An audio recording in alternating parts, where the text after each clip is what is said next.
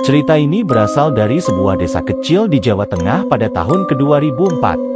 Dikisahkan oleh seorang perempuan bernama Rina yang tinggal bersama suaminya di rumah warisan neneknya. Rumah itu terletak agak terpencil, dikelilingi sawah dan pepohonan rindang.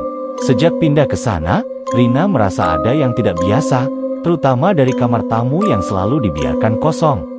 Awalnya, Rina mengabaikan perasaan aneh itu.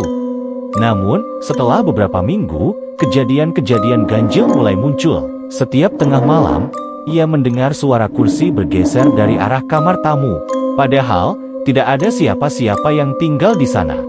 Suaminya, Anton, awalnya menganggap itu hanya suara tikus atau kayu yang memuai.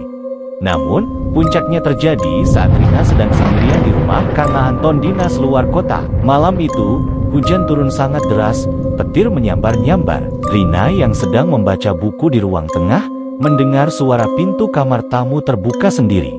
Dengan jantung berdebar, ia mendekat perlahan, membawa senter karena listrik sempat padam. Saat senter menyorot ke dalam kamar, ia melihat sosok perempuan berdiri di sudut ruangan.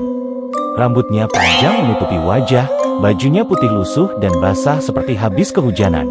Rina spontan menjerit dan berlari keluar rumah sambil menangis. Ia menginap di rumah tetangga malam itu dan menunggu suaminya pulang.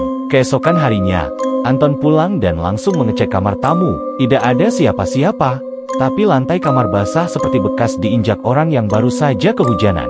Mereka pun memutuskan memanggil seorang sesepuh desa yang dikenal memiliki kemampuan spiritual. Sesepuh itu duduk berdoa di kamar tamu dan setelah beberapa saat, ia membuka cerita. Menurutnya, dulunya kamar itu pernah ditempati seorang pembantu rumah tangga bernama Sari yang bekerja pada nenek Rina.